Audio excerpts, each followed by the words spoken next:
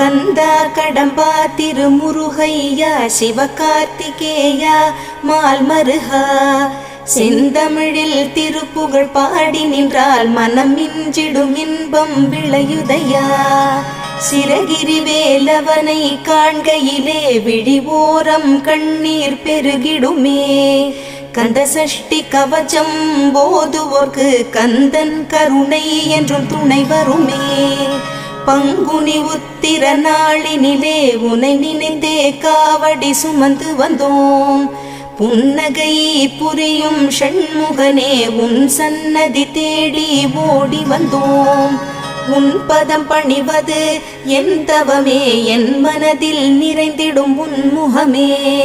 ஷண்முக பிரிய குஹ குரு சரவணனே வந்தே இன்னருளை தர வேண்டும்.